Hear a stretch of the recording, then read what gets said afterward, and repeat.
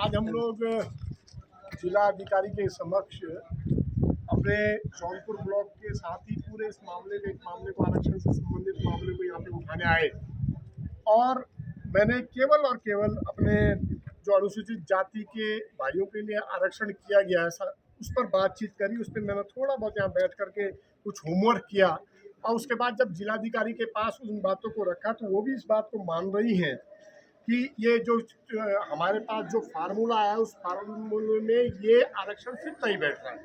और ये जो फार्मूला दिया गया है कि एससी की कुल जनसंख्या गुणा जिले की जनसंख्या गुणा नहीं एससी की जनसंख्या भाग देना उसको जिले की जनसंख्या से और गुणा करना कुल पदों की संख्या से, उसके हिसाब से कुल आएंगे आरक्षित सीटें। लेकिन इस पे इस तरह से कोई काम नहीं हो रहा है। और काम कैसे हो रहा है कि नीचे से शासन से या ये कह रहे हैं आयोग से डिसाइड होके आ गया कि आपकी एससी की सीटें इतनी होंगी, फलाने की सीटें इतनी होंगी। जब ये सीटें पहले से आयोग से डिसाइड कर दी गई है तो ये आरक्षण का जो इन्होंने फार्मूला बनाया डिस्ट्रिक्ट वाइज, उसका क्या लाभ है? ये केवल गुमराह करने का एक काम किया गया है। एक तरफ सरकार जो है दबे कुचले समाज को आगे बढ़ाने की बात करती है और दूसरी तरफ उसी समाज का प्रतिनिधित्व कम कर दे रही है। ये मेरी समझ नहीं आया। हमारे जिले के भीतर 182 जो एससी का प्रतिशत है जनसंख्या के हिसाब से, वो ग्रामीण में निकाल करके हमने जब देखा कि उसको टोटल जनसंख्या के अनुपात में कुल 182 सीटें जिले में आवंटित होनी चाहिए थी हमारे एससी समुदाय के लिए। उसमें 50% महिला अनुसूचित जातियों के लिए चलाती है और 50% पुरुष उसमें रहते। लेकिन इन्होंने ऐसा ना करके केवल 152 सीटें इस जिले को आवंटित कर दी। उसका आधार नहीं बताने को हमारे डीएम हो या हमारे जिला पंचायत राज अधिकारी हो, वो बता नहीं पा रहे कि 152 सीटें किस आधार पे की है।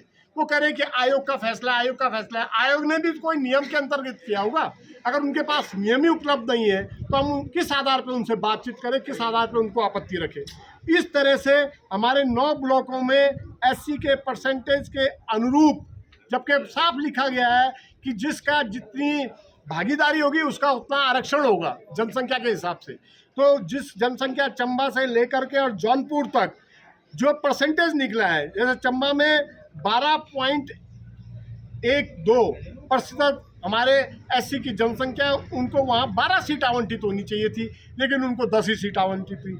इसी तरह और जगह सबसे ज़्यादा एससी का प्रतिशत 38.02 भिलंगना में है, उनको जो है 38 सीटें आवंटित होनी चाहिए थी, उनको केवल 32 सीटें आवंटित हुई। जौनपुर में 28% एससी के साथी रहते हैं, उनको जो है 28 सीटें आवंटित होनी चाहिए थी, उनको 24 सीटें ही आवंटित हुई। इसका आधार कुल मिला करके कैसे इन्होंने बनाया, ये बताने में न तो जिला पंचायत राज अधिकारी सक्षम है और जिलाधिकारी महोदय भी उसमें कोई बता नहीं पा रही है। वो कह रही है हम आपकी आपत्ति को शासन में लिख के भेज देंगे।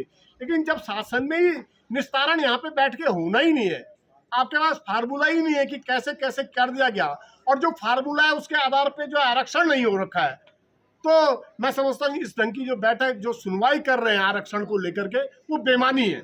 और हमारे एससी के साथियों के साथ इसी तरह हो सकता है कि ओबीसी के साथियों के साथ भी बेमानी हुई है। लेकिन एससी के साथियों के साथ हमने इसलिए करा था क्योंकि हम बार बार बोलते हैं कि हमारा ये समाज, इसको आगे बढ़ाने के लिए हमें काम करना चाहिए। इस समाज को आगे तभी बढ़ेगा जब इनको प्रतिनिधित्व मिलेगा। उनका प्रतिनिधित्व आप उनके प्रतिशत के हिसाब से घटा दे रहे हो, तो आखिर आप करना क्या चाह रहे हो? ये मेरा प्रश्न है सरकार से। और सरकार ने अगर इस पे अभी भी सुधार का मौका है, सरकार अगर वास्तव में अनुसूचित जाति के साथियों के साथ भेदभाव नहीं करती और उन्हें आगे बढ़ाना चाहती है, तो उनका जितना प्रतिशत जिस जिले में है उनको 30% सीटें आवंटित की जानी चाहिए। ये मेरा कहना है। आप सबका धन्यवाद। और मैं चाहता हूँ कि हमारे